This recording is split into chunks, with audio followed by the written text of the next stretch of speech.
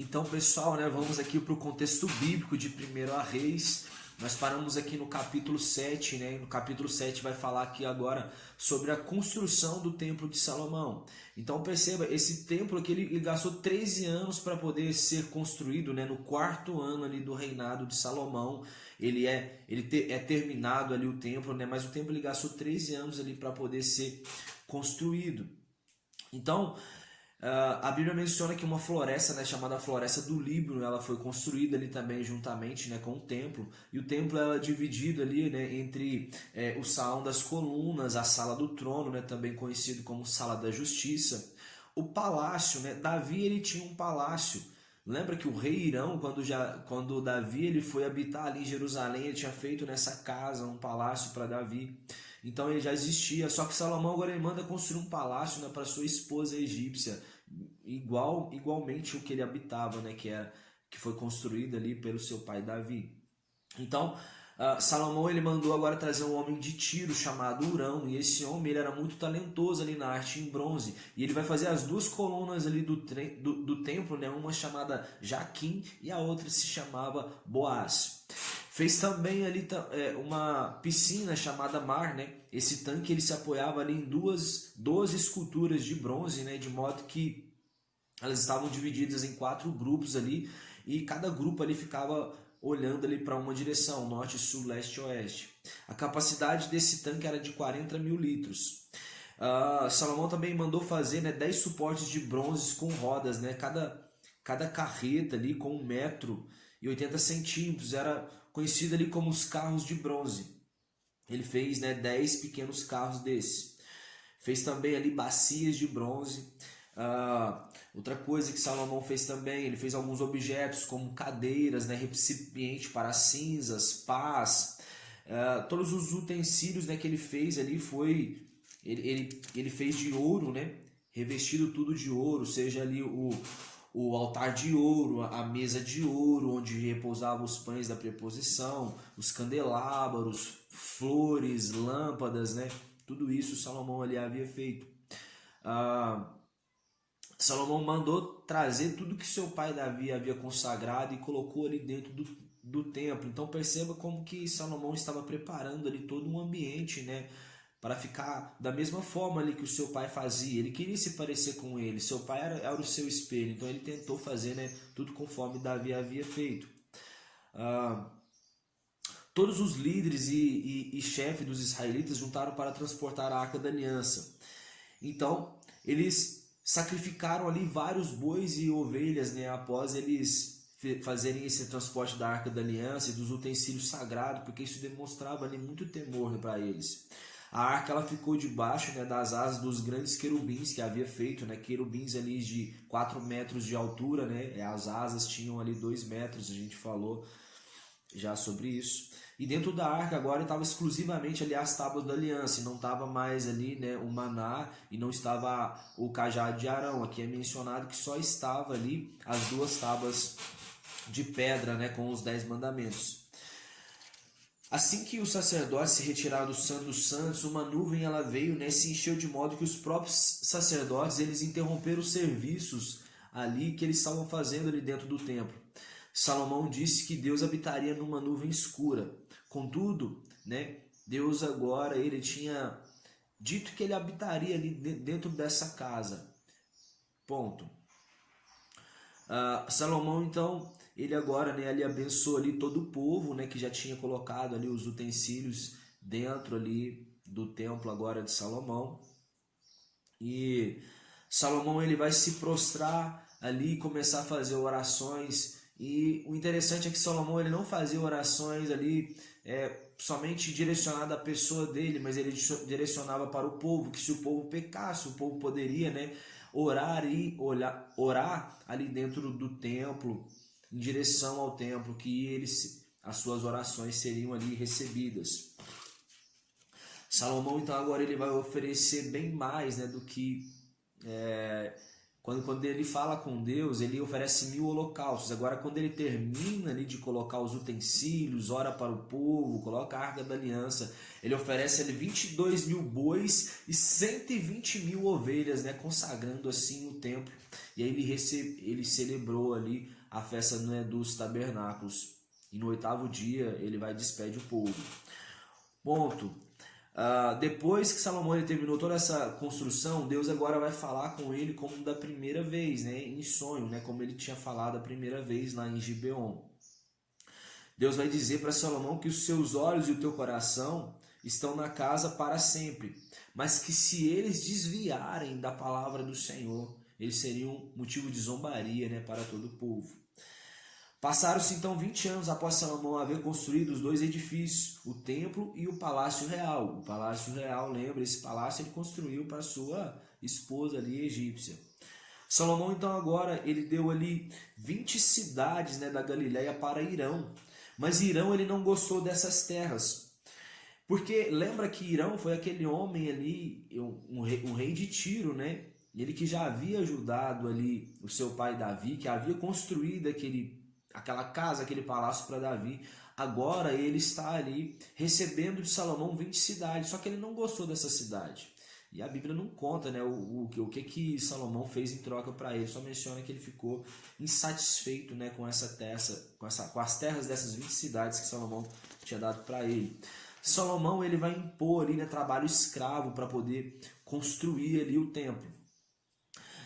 Aí a Bíblia vai parar para poder mencionar que o faraó, o seu sogro, ele vai atacar uma cidade ali chamada Gézer. Ele vai incendiar toda a cidade, matar todos os moradores, e ele vai pegar os despojos ali e dar de presente para sua filha, que estava casada com Salomão. Então ele destrói uma cidade ali dos israelitas e vai dar os presentes ali para sua filha, né? Olha o que essa aliança que Salomão estava fazendo, como estava prejudicando a ele. De modo que Salomão então agora teve que usar os trabalhos forçados para poder reconstruir a cidade de Gézer ali, né? Então ele faz tudo isso. Mas Salomão ele não impunha o trabalho forçado aos israelitas. Os israelitas eles comandavam ali, né? Então eram outras pessoas, os estrangeiros ali que eram submetidos a trabalhos forçados. Porque os oficiais, a Bíblia vai dizer, melhor dizendo, os israelitas eram oficiais, eles eram homens de guerra, escudeiros, né, e condutores dos carros, eram os chefes ali das construções. 3 vezes por ano Salomão oferecia sacrifício de paz e comunhão sobre o altar. Irão, mais uma vez agora, né, vai ter essa parceria ali com Salomão e ele vai enviar navios ali para ele. Então, porque com esses navios eles iam buscar ali ouro numa cidade chamada Ofir, que tinha um ouro muito puro ali. Então, Irão, né, ele oferece ali os seus marinheiros e navios também para poder estar fazendo isso. Eles tinham um acordo ali, né, comercial, fazendo essa busca ali do ouro. Agora a Bíblia vai mencionar que a rainha de Sabá, ela vai agora até Salomão para poder visitar ele, como ele tinha um palácio que era muito conhecido, um reino muito conhecido, uma sabedoria notória ali entre todos. A Bíblia diz, né, que Salomão ele vai se apresentar ali para ela. Ela havia trago alguns presentes para ele. Os funcionários de Salomão eles eram todos, né, eram uniformizados, era muito organizado ali o reino, então de modo que ela ficou maravilhada. Então ela presenteou o rei Salomão com 4.200 quilos de ouro e outras especiarias e pedras preciosas. E o carregamento, né, a Bíblia diz que esse carregamento ali de ouro, de ofir e madeiras de sandro tinha chegado. Salomão também ele vai e presenteia, né, também a rainha ali de Sabá, e ela, né, vai embora ali satisfeita, né, de ter ali conhecido e conversado com o rei Salomão. Os governadores de Jerusalém e da Arábia pagavam impostos anuais a ele. Então Salomão agora ele manda fazer ali 200 escudos, grandes escudos, né, de ouro, e faz 200 pequenos escudos de ouro. Ele fez 200 escudos grandes de ouro e 200 escudos pequenos também ali revestidos de ouro. E depois a gente vai ver essa história, né, com Roboão, o que acontece com esses escudos. Ele fez também um trono de marfim ali revestido de ouro, né? Para chegar até esse trono ali tinha 6 degraus, né? Cada um ali com leões, né?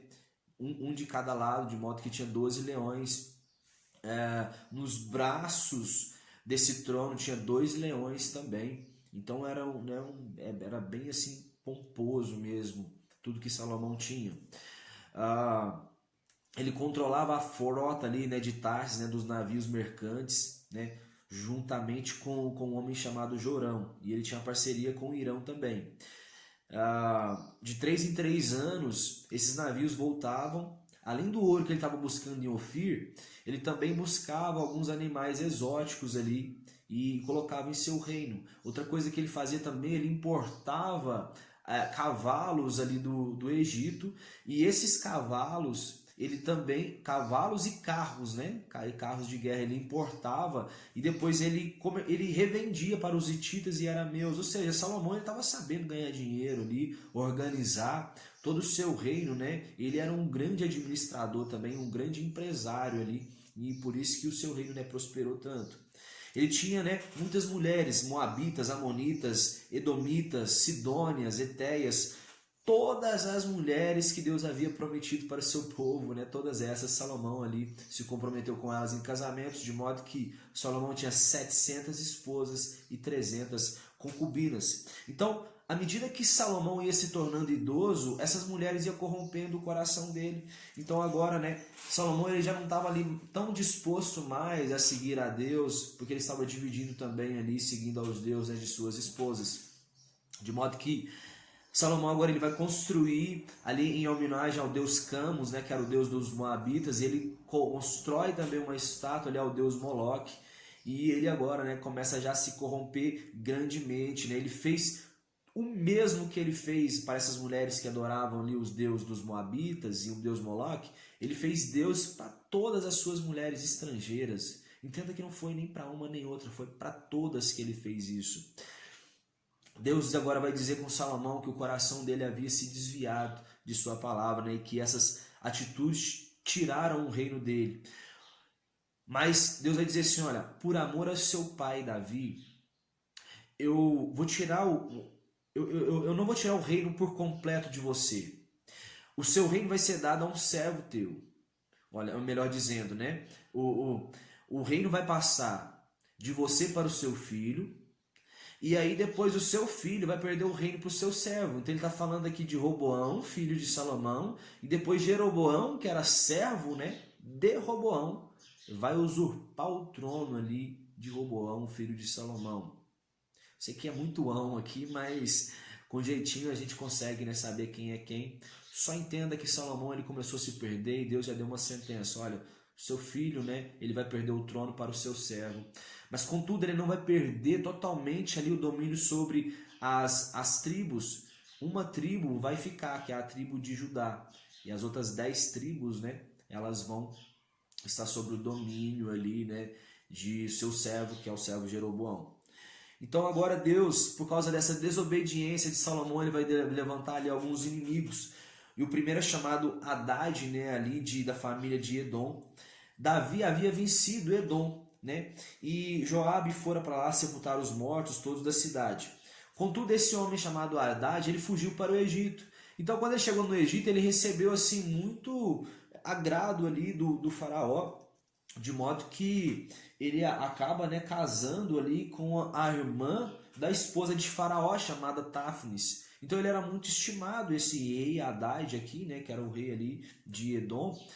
Então, quando ele ficou sabendo, quando Haddad fica sabendo que Joabe havia morrido, né, e Davi também havia morrido, então ele decide voltar do nada. Simplesmente ele fala com o faraó, olha, eu quero voltar. O faraó repreende ele fala assim, não, me deixa me partir, sabe? Não aconteceu nada, todavia, deixa-me partir.